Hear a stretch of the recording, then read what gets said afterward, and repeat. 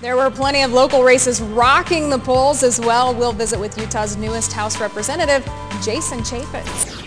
What do you think about Barack Obama's redistribution of wealth?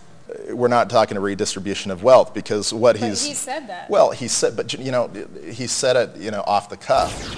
Courage Coalition, an anti-Proposition 8 group, released the ad on YouTube. Take a look. To ban the gay marriages. Susan, why do you think it's gotten so negative? I mean, these ads, they're not playing nice at all. We know the economy's forefront, but one thing I don't think either candidate really addressed was immigration, the same-sex marriage thing. These are big issues, and that possibly for conservatives around the country, if John McCain would have taken a bigger stand, could have reversed this. One other thing Kyle Korver brought in was the tween fan base and the teenagers who just and also some older ladies too. Yes, huh? Hey, whatever works as long as we're filling those seats, right? Now joining us today, one of my favorite singers of all time, Air Supply's Graham Russell with his lovely wife, Jody. Thank you guys so much for being here. And today's my mom's 50th birthday, so a birthday gift to her. Would you sing a song for us? I'll sing Your Mother Lost in Love. Oh, great. Thank you. You ready? Ready. Interesting idea. Brandy Vega. Yeah, quick question for you, Jason. You took quite a bit of heat early on in this election talking about illegal immigration, possibly a tent city. With all the ethics stuff, it kind of seems like that's toned down. Did you change that so that you would have the outcome because it wasn't being received very well, or what was your tactic? No, I've always suggested that the #1 thing we need to do is fix legal immigration. There they I are. had to take off the shoes, run upstairs, get You did a great job. How do you think I get my workout? I beat up the vending machine to get my candy bar out. It's like 60 feet from here and you came back. But many other reports say if this were to pass, that alcohol would be available to all these high school seniors who then would be able to just pick up beer, whatever they want to pick up for Friday night parties, and provide it to all the other students. A woman from Maine might go to jail because she won't return a library book. The Associated Press reports Joanne Carcos decided one of the books at the library was too risque for the shelves. Your son's lying in the hospital with a brain injury, and they ask you, would you like to donate his organs? I mean, as a mother, I just can't imagine what emotions go through you, but you have to feel that maybe he lives on in a way if you do this. Doing yoga for more than 5,000 years. That's it. Yeah, it stood the test of time because millions of people say it really does make them physically and mentally stronger. But can it do more than that? Anxiety is sweeping through the country as nervous voters wait to see who the next leader of the United States will be. Nearly 30% of Americans have cast ballots so far. It's been a hard-fought two-year battle, and the candidates plan to campaign throughout the day. John McCain and his running mate, they hit 7 states from Florida to Arizona. Today will be historic no matter how you slice it. If Barack Obama is elected, he will become the first African-American president. If John McCain wins, then he will have the first female vice president. Barack Obama's grandmother will never know the results of today's vote. Just hours away from Election Day, she passed away. Madeline Dunham had been fighting cancer for a long time. She died at the age of 86. Despite a staph infection and another surgery, Utah's Attorney General Mark Shurtleff pledges to get out and vote today. Shurtleff has been in the hospital since Saturday battling a staph infection related to a major surgery he underwent in August. They're cute, they're cuddly, but pound puppies at the Pocatello, Idaho Animal Shelter don't always find a new home. And when that happens, they're euthanized. But here's where the controversy begins. For 25 years, Idaho State University has been taking those death row dogs and using them for medical training.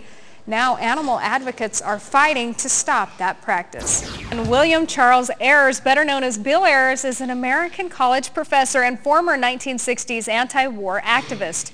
He's known for the radical nature of his activism in the 1960s and 1970s, as well as his current work in education reform, curriculum, and instruction.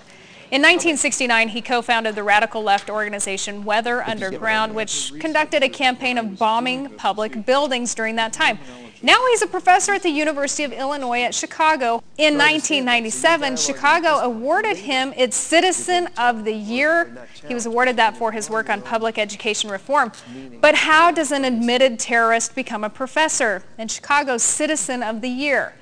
Ayers became involved in the New Left and the Students for a Democratic Society in 1968 and 69. He became a prominent leader of that group. In 1970, he went underground with several associates. While underground, he and fellow member Bernadine Dorm married, and the two remained fugitives together, changing identities, jobs, locations.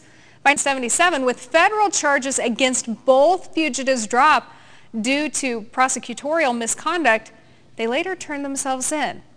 In an interview published in 1995, Ayers characterized his political beliefs. He said, "I am a radical, leftist, small c, communist. Maybe I'm the last communist who is willing to admit it. The ethics of communism still appeal to me. I don't like Lenin as much as the early Marx." Much of the controversy about Ayers during the decade since 2000 stems from an interview he gave to the New York Times.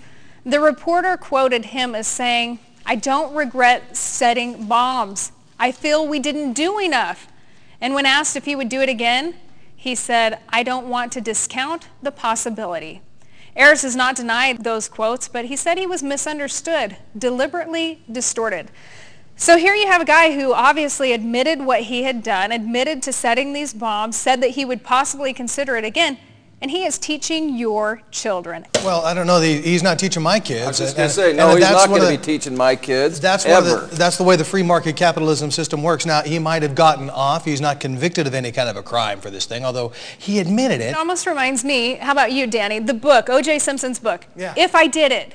Okay, he's got a book out there saying, yeah, I did that. I bombed these buildings. Some have compared him with Timothy McVeigh, who bombed Oklahoma City. When you approached your parents, in your heart, you must have thought, I am gay. Did you think that you could change the way you felt with counseling and with retraining your mind? I did, and I knew that this is not who I was, and it is not who I have a really personal relationship with God, and I knew it's not who He wanted me to be and who I was supposed to be. People who are gay or lesbian, they say it's something I was born with. This is a genetic thing. I wouldn't want to be gay or homosexual in any way. You don't think it's something you're born with. You think it's something you're taught, and you think that you can be cured, for lack of a better word? Yeah, for lack of a better word, I guess. Just as with any kind of personal behavioral trait, I don't think it's something you're born with, because there is no conclusive science. There just isn't. You're not gay now? No, I'm not. How did you get from point A to point B? Well, it was, I guess, a personal type of journey, and I did have some counseling, and the counseling just made sense to me because I was open to it. It's what I wanted to, it's what I felt like I wanted to believe, and so as I heard the things, it made sense to me. And then also I have tried to remain close to the Savior, and my religion, my faith has played a big part in that.